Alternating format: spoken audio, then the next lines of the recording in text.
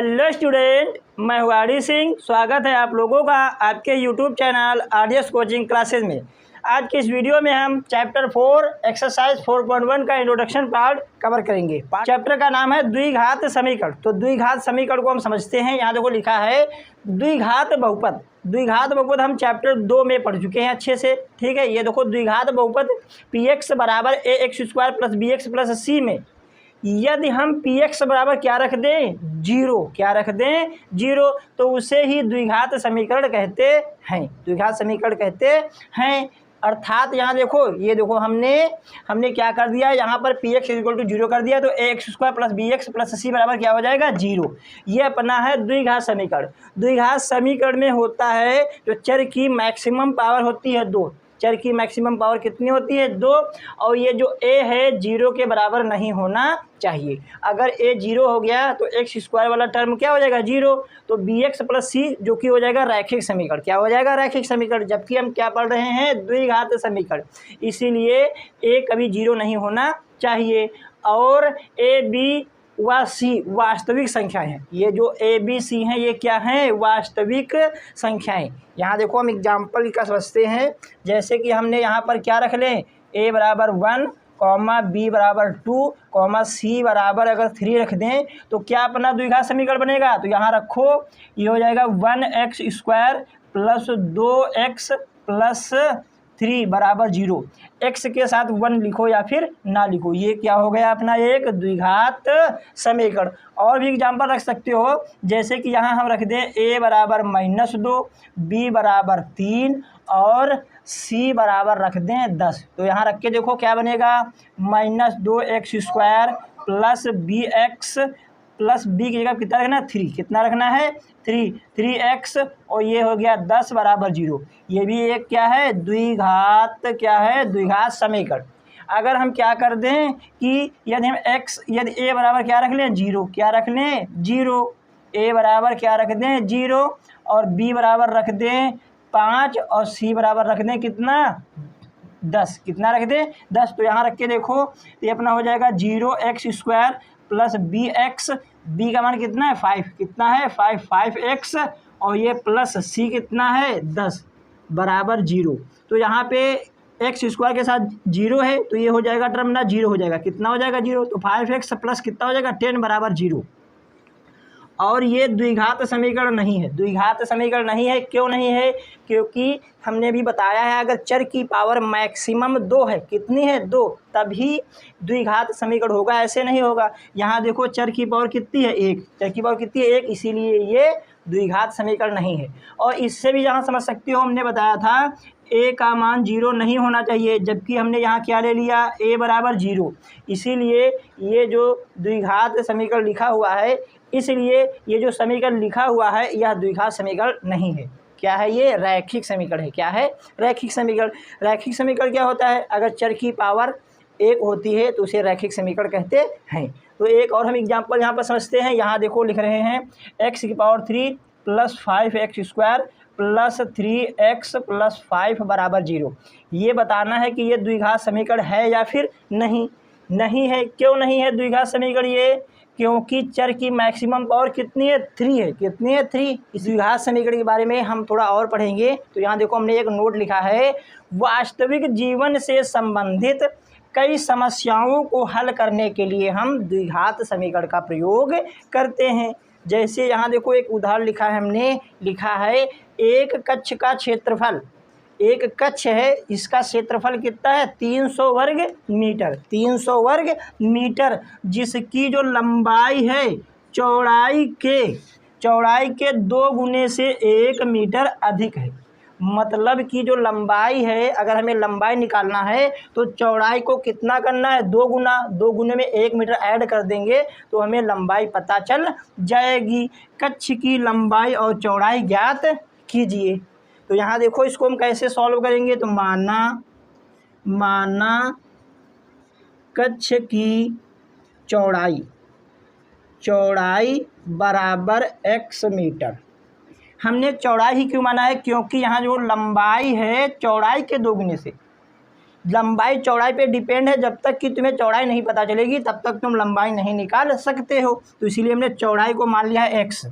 तो कक्ष की लंबाई कितनी हो जाएगी, लंबाई कितनी हो जाएगी, लंबाई यहाँ देखो क्या है, लंबाई जो है चौड़ाई के 2 गुने, तो पहले का 2 गुना करना है तो 2 गुना x, 2 गुने से 1 मीटर अधिक तो +1 कर देंगे तो 1 मीटर अधिक ये हो गया। ठीक है, आगे क्वेश्चन में यहाँ देखो क्या लिखा है, कक्ष की लंबाई और चौड़ाई ज्ञात कीजिए। उस क्वेश्चन में दिया क्या है, क्या दिया है, कक्ष का क्षेत्रफल कितना है 300 वर्ग मीटर। तो यही बात हम लिखेंगे यहाँ पे, कक्ष का क्षेत्रफल, कक्ष का क्षेत्रफल कितना दिया हुआ है 300 वर्ग मीटर, 300 वर्ग मीटर।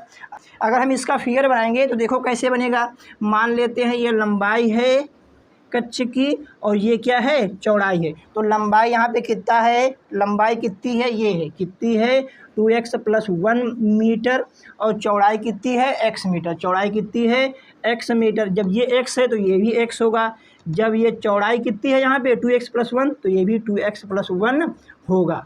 ठीक, तो ये अपना हो गया है कक्ष, क्या हो गया है कक्ष। और कक्ष का क्षेत्रफल कितना दिया हुआ है क्वेश्चन में, कक्ष का क्षेत्रफल दिया हुआ है 300 मीटर, 300 मीटर स्क्वायर, या फिर इसे कहते हैं 300 वर्ग मीटर। ठीक है, तो ये कक्ष देखो, देखने से पता चला ये कक्ष कैसा है, आयताकार है। वो आयत का क्षेत्रफल क्या होता है, लंबाई गुणे चौड़ाई। तो यहाँ पे हम लिख देंगे लंबाई गुणे चौड़ाई। तो लंबाई कितना है, लंबाई कितना है 2x + 1 लंबाई गुणे चौड़ाई, चौड़ाई कितनी है x। ये क्षेत्रफल हो गया कक्ष का, ये भी क्षेत्रफल है, तो दोनों क्या होंगे, इक्वल होंगे। ठीक है, अब इसको गुणा करा देंगे तो आ जाएगा 2x² + x। ये 300 है प्लस का, इस पर हो जाएगा माइनस का, क्या हो जाएगा माइनस का, उस पार बच जाएगा 0। तो ये अपनी बन गई है द्विघात समीकरण।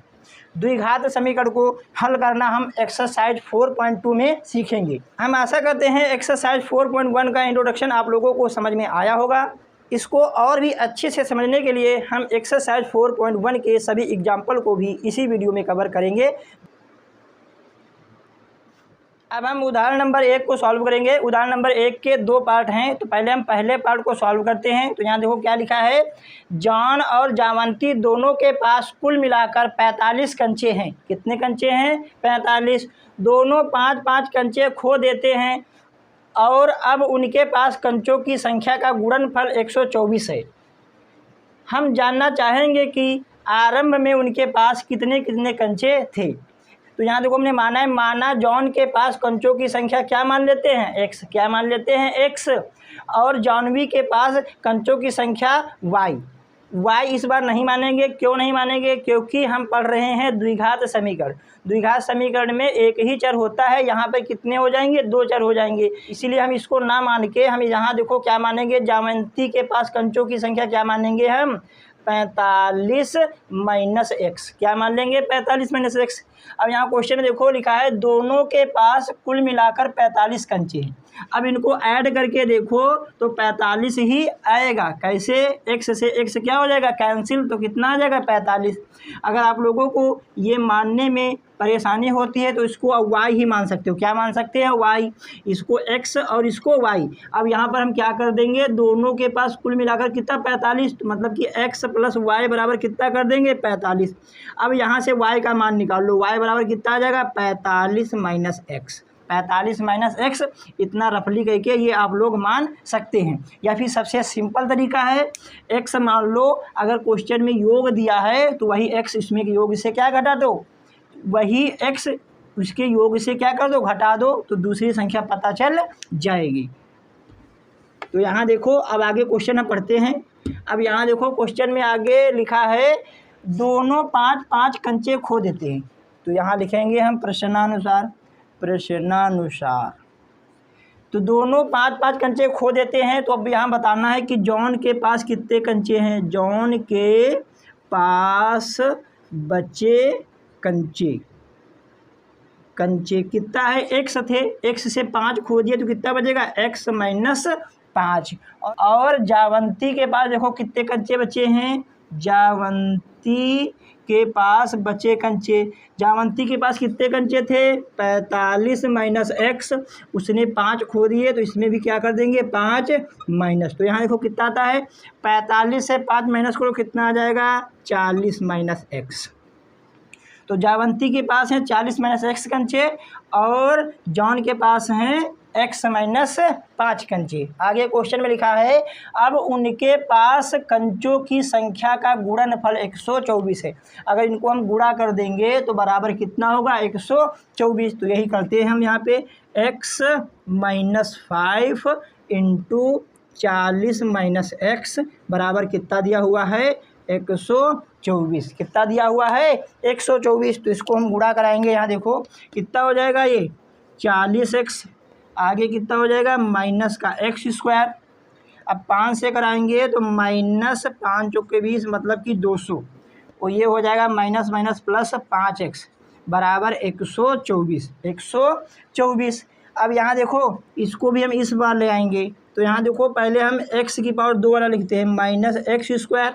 अब इसको देखो ये है 40x प्लस का, ये 5x प्लस का, तो कितना हो जाएगा प्लस का 45x प्लस का 45x, ये माइनस का 200 है, ये इधर आ जाएगा माइनस का कितना 124, उस पार क्या बच गया है 0। अब ये माइनस का एक्स स्क्वायर, तो ये प्लस का 45x, ये हो जाएंगे ऐड, तो ये कितना हो जाएगा माइनस 324 बराबर 0। अब यहाँ देखो ये अपनी बन गई है द्विघात समीकरण। क्या बन गई है द्विघात समीकरण, लेकिन इसको थोड़ा हम अच्छे से लिख लेते हैं स्टैंडर्ड फॉर्म में। दोनों पक्षों में माइनस चिन्ह से क्या करा दें हम गुणा, क्या करा दें गुणा। तो माइनस चिन्ह से गुणा करा दो या फिर -1 कर लो कॉमन, -1 हम क्या लेते हैं कॉमन, इधर देखो -1 हम कॉमन ले रहे हैं इसमें, तो -1 कॉमन लिया तो जो चीज़ माइनस की होगी वो हो जाएगा प्लस, जो प्लस की होगी वो माइनस। तो यहाँ देखो हो जाएगा एक्स स्क्वायर, ये हो जाएगा माइनस का 45x और ये हो जाएगा प्लस का 324 बराबर 0। अब यहाँ पर अब ये जो -1 गुणे में है उधर जाएगा बटे में, तो 0 बटे -1 क्या हो जाएगा 0। तो अपना क्वेश्चन अपना आंसर क्या हो जाएगा माइनस का 45x प्लस 324 बराबर 0। ये अपनी द्विघात समीकरण बन गई है। क्वेश्चन में देखो ऊपर यहाँ क्या लिखा है, उदाहरण नंबर 1 लिखा है निम्न स्थितियों को गणितीय रूप में व्यक्त कीजिए। हमें केवल गणितीय रूप में व्यक्त करना है, इसको हल करना हम एक्सरसाइज 4.2 में सिखाएंगे। यहाँ केवल क्या करना है गणितीय रूप में व्यक्त कर देना है। आप लोग इसको कॉपी करें, फिर हम एग्जाम्पल नंबर 1 के सेकेंड पार्ट को सॉल्व करते हैं। अब हम उदाहरण नंबर 1 के सेकेंड पार्ट को सॉल्व करते हैं। तो यहाँ देखो क्या लिखा है, एक कुटीर उद्योग एक दिन में कुछ खिलौने निर्मित करता है। प्रत्येक खिलौने का मूल्य रुपये में है 55 में से एक दिन में निर्माण किए गए खिलौने की संख्या को घटाने से प्राप्त संख्या के बराबर है। किसी एक दिन कुल निर्माण लागत कितनी है, एक निर्माण लागत कितना दिया हुआ है 750 रुपये। हम उस दिन निर्माण किए गए खिलौनों की संख्या ज्ञात करना चाहेंगे। जो हमें ज्ञात करना है वही हम मानते हैं, तो हम क्या मानेंगे, यहाँ से देखो उस दिन निर्माण किए गए खिलौनों की संख्या को हम मान लेंगे। हमने क्या माना है, यहाँ पर मान लेते हैं x, माना उस दिन निर्माण किए गए खिलौने की संख्या क्या मान लेते हैं x। अब यहाँ देखो क्वेश्चन में क्या है, प्रत्येक खिलौने का मूल्य, क्वेश्चन में क्या लिखा है प्रत्येक खिलौने का मूल्य, तो यहाँ लिखेंगे हम प्रत्येक खिलौने का मूल्य। प्रत्येक खिलौने का मूल्य क्या है, क्वेश्चन में देखो 55 में से एक दिन के निर्माण किए गए खिलौने की संख्या को घटाने से। तो एक दिन का मतलब कि उस दिन, मतलब कि एक दिन निर्माण किए गए खिलौनों की संख्या कितनी x है, यही है। अगर हम 55 से घटा देंगे तो एक खिलौने का मूल्य पता चल जाएगा, ठीक है। अब आगे क्वेश्चन में देखो क्या लिखा है, किसी एक दिन की कुल लागत कितना है, कितना दिया है 750। तो यही चीज़ लिखेंगे हम, दिया है, क्या दिया है क्वेश्चन में, एक दिन कुल निर्माण लागत, कुल निर्माण लागत बराबर कितना है, रुपया 750, रुपया 750। ये है क्वेश्चन में दिया है। अब हम ये हमने माना है, इससे कुल लागत कैसे निकलेगी। खिलौनों की संख्या एक इतनी दी हुई है, खिलौने की संख्या x है और एक खिलौने का मूल्य कितना है 55 - x। अगर हम इनको मल्टीप्लाई करा देंगे तो टोटल हमें पता चल जाएगा एक दिन में निर्माण किए गए खिलौनों की लागत पता चल जाएगी। तो इनको हम मल्टीप्लाई कराएंगे, यहाँ देखो क्या हो जाएगा, x से अगर हम मल्टीप्लाई करा दें 55 - x तो हमें कुल लागत पता चल जाएगी एक दिन में। तो ये है कुल लागत, ये भी कुल लागत है, दोनों क्या हो जाएंगे बराबर, क्या हो जाएंगे बराबर। तो यहाँ देखो इसको गुणा करो, क्या हो जाएगा 55x - x², ठीक है, और ये हो गया है 750। अगर इसको आप लोग इस पार लाओगे तो x² होगा माइनस का, हमने अभी बताया है x² होना चाहिए प्लस का, तो इसको ही हम उस पार भेज देंगे। ये माइनस, ये दोनों हम उस पार भेज देंगे। ये माइनस का x² है, उस पार हो जाएगा प्लस का x²। ये 55x है, प्लस का उस पार हो जाएगा माइनस का, काहेगा हो जाएगा माइनस का, ठीक है। ये तो उसी पार है कितना 750 बराबर, इस पार कुछ नहीं बचा है, तो यहाँ पे क्या बच जाएगा 0 बराबर, 0 इस पार लगा दो या फिर बराबर के उस पार लगा दो, ठीक। ये अपना हो गई है, ये अपनी रैखिक समीकरण बन गई है। क्वेश्चन में देखो यहाँ पहले लिख रखा है निम्न स्थितियों को गणितीय रूप में व्यक्त कीजिए। हमें केवल गणितीय रूप में व्यक्त करना है। अब हम उदाहरण नंबर 2 को सॉल्व करेंगे। तो यहाँ देखो क्या लिखा है, जांच कीजिए कि निम्न द्विघात समीकरण है या फिर नहीं। द्विघात समीकरण अभी हमने पीछे ही बता रखा है कि अगर चर की मैक्सिमम पावर 2 है तो वह द्विघात समीकरण होगा, ऐसे नहीं। तो यहाँ देखो इसको हम सॉल्व करते हैं। यहाँ लिखा है x - 2 का होल स्क्वायर, x - 2 का होल स्क्वायर। इसको अगर खोलना है तो तुम्हें पता होना चाहिए ये फार्मूला a - b का होल स्क्वायर होता क्या है, a² + b² - 2ab। इस फार्मूले से इसको पहले हम खोलेंगे। यहाँ तो खोलो, देखो कितना आता है। यहाँ a कितना है अपना x, तो a², b कितना है 2, तो b² - 2ab बराबर ये कितना है 2x - 3, ठीक है। ये हो जाएगा x², ये हो जाएगा अपना 4, ये माइनस का 4x, ये 2x इधर ले आओ तो ये हो जाएगा माइनस का 2x, ये 3 इधर हो जाएगा प्लस का, उस पार बच गया है 0। तो ये x², ये हो जाएगा कितना माइनस का 6x, ये 4 + 3 हो गया है 7 बराबर 0।